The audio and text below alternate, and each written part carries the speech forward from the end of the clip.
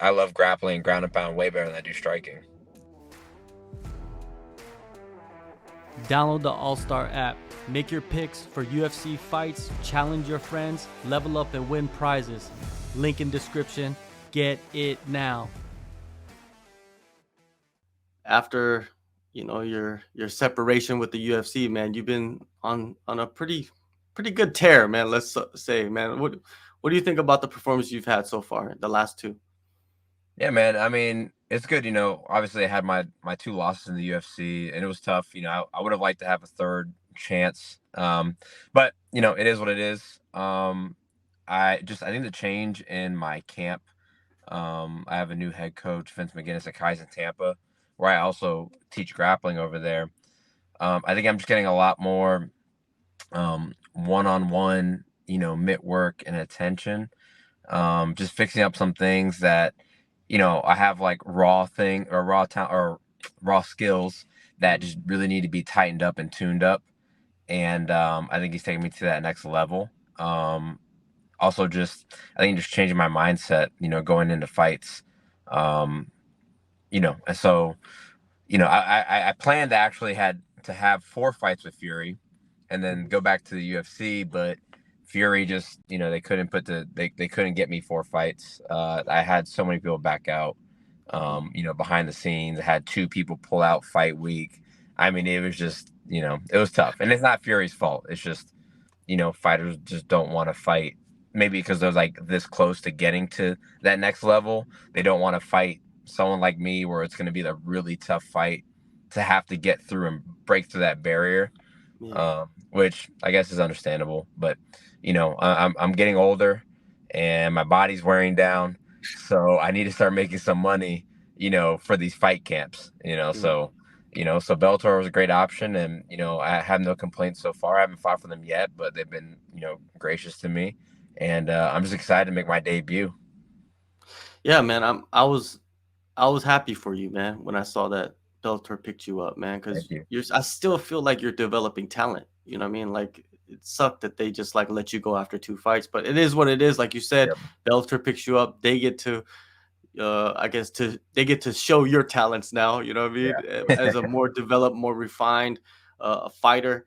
And also, throughout the last year or so, I see you did go travel around a lot too, you know what I mean, and train at different locations. How beneficial was that for you to just kind of be a Ronin in a way? Yeah, it was good. I went to Vegas and I was training out there for 6 months at 10 Planet Vegas in Extreme Couture. Then when I came back home, I got to go help Tony Kelly get ready for his fight against Randy Costa and stay out there with him for a couple of weeks.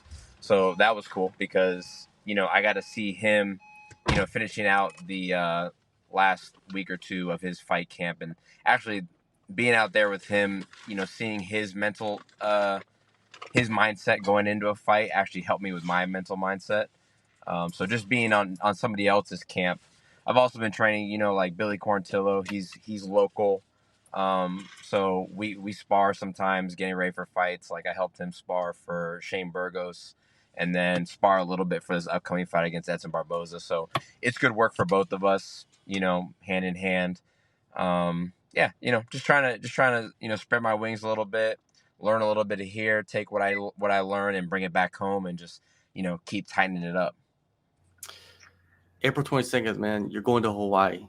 Where else is a better place to fight than Hawaii? I don't think there's many other spots, right?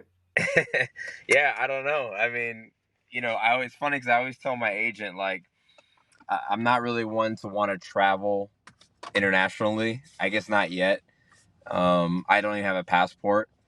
And so I always tell him, like, I just want to stay domestic. And I think Hawaii is probably the closest thing I'm going to get to being international because, I mean, Hawaii, yeah, it's part of the U.S., but it's kind of its own thing, right? It's the closest thing to being international while still being domestic.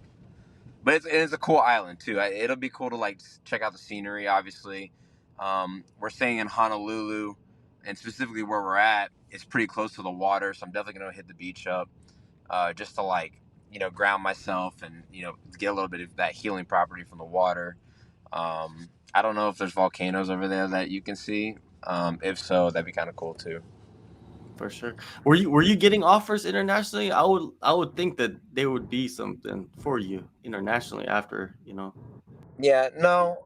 So the only two things that we were looking at aside from the UFC, once we knew that UFC wasn't going to be an option, or at least it was going to take a lot more than what I had to get back. I was really only looking at PFL and Bellator. If my agent did get offered anything internationally, I didn't know about it because, like I said, my main goals were PFL or Bellator. Obviously, we went with Bellator. Why do you not want to fight internationally? I don't know. I just don't like the travel. I mean, this is an 11-hour flight, going to Hawaii, but I just hate. I don't like flying in general. Like, even if it's an hour and a half being in a plane, I hate being off the ground. I hate turbulence. I just hate everything about flying. Like, if I could just drive there, I'd rather do that 9 times out of 10. Um, but so the flight is one thing, but it also kind of affects, or makes it a little harder on my weight cut process, because you're stuck on a plane. So I'm not really able to drink as much water as I need to be drinking. I can't really eat the foods I'm supposed to be eating, and then I can't be working out like I usually would be doing.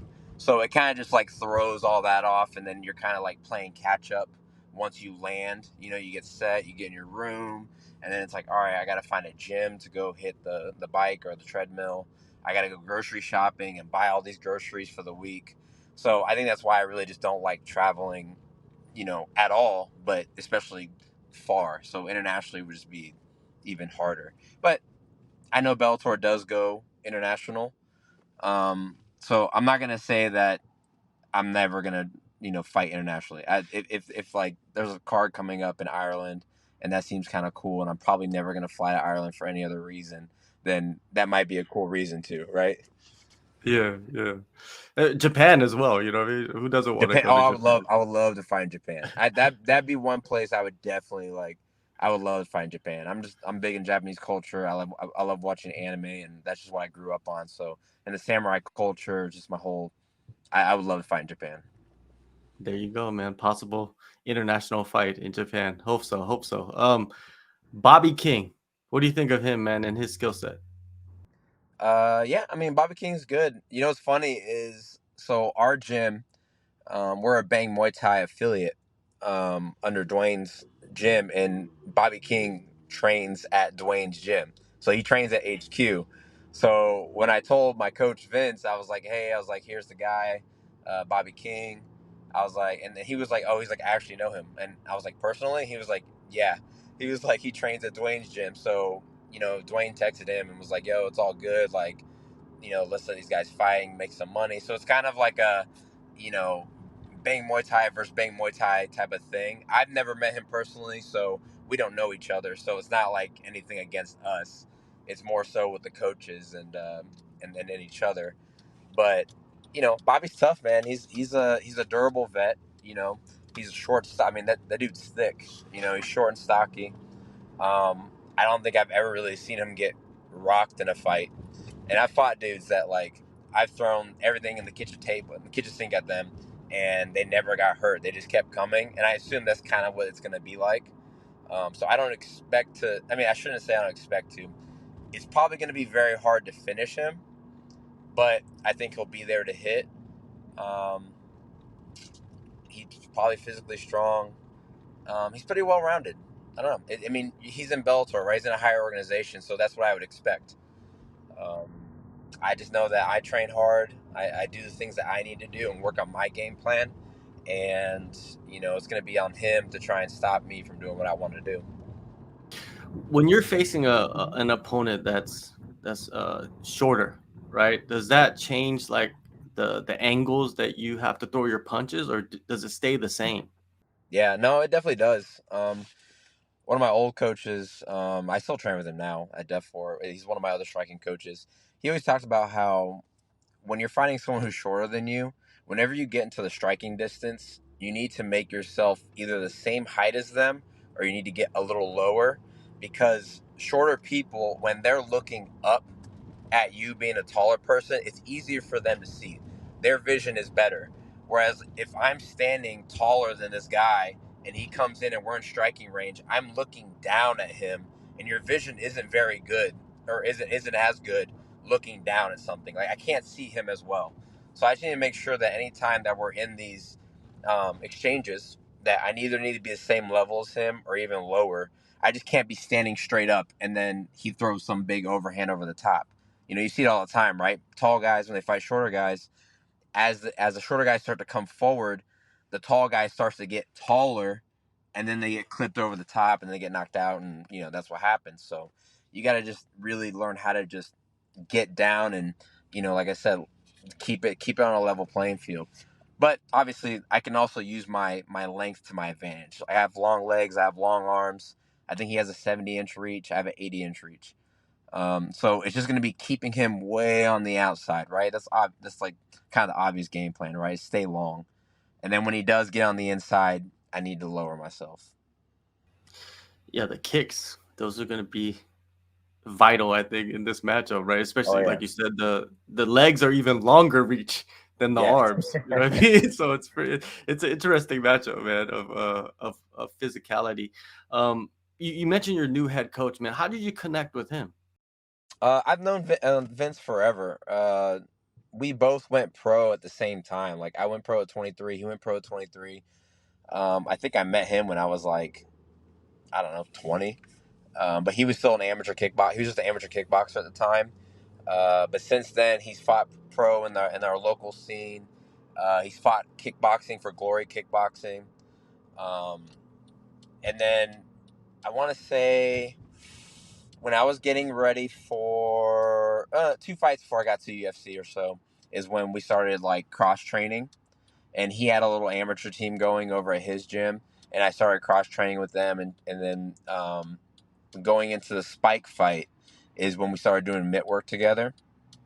And then after the Spike fight, that's when COVID happened, and then I went out to Vegas for 6 months, and then came back, and then I had gotten released from the UFC, and then from there on, we just started working together like exclusively. I'm talking about we're hitting mitts and pads 4 or 5 times a week. Um, you know, Game planning, and he's just as much a nerd in fighting as I am. So he's always watching tape. If he sees something in a fight that happens, he'll be like, "Hey, what do you think about this? Adding this to the game plan, or what do you think about this sweep, or something like that?" And we just exchange stuff. We're kind of on the same level as far as that goes. So it just works out perfectly. Like we're a perfect pair. Does he also spar with you as well? No, not anymore. He's done. He's done fighting and sparring, which I would too. I mean, he's running a gym now, and he's got a bunch of fighters. Like he doesn't have time to, you know, really stay in shape for sparring and stuff like that. But when we used to spar, I want to say one of the last times we sparred was probably just before I got to the UFC. It was some rough rounds. He's very good, and he hits really hard. Yeah, man, so many years together before he actually even started coaching you, so he knows you so well. You know what I mean, like Yep. ins and outs. Yeah, it's awesome. It was just kind of like one of those things where it's like it was gonna happen eventually, or it just the luck of the draw. We just ended up coming together at the perfect time. I feel like right now I'm in my prime, and he's in his prime as far as like a coach, like coaching career. Like he's full in on just being a coach, and he's not because for a while he was fighting and coaching. He was in Glory, but he was also coaching, and then he was also fighting pro as an MMA fighter and coaching. And it's kind of hard to like really be a serious coach and try to have your own like pro career at the same time. So I'm catching him kind of like like I said, in my peak as he's starting to peak as a coach, or not peak, but really get into his coaching role. What do you expect in this fight, man? We saw you knock out your past two opponents, man. I feel like a lot of people that's what they expect. You know what I mean? That's what they see when they see you fight. Yeah. I don't know. Like with the two guys I fought before, or those two guys in Fury, I think I just was able to overwhelm them, especially like the Matt Mooney fight, which was the first fight back after the UFC.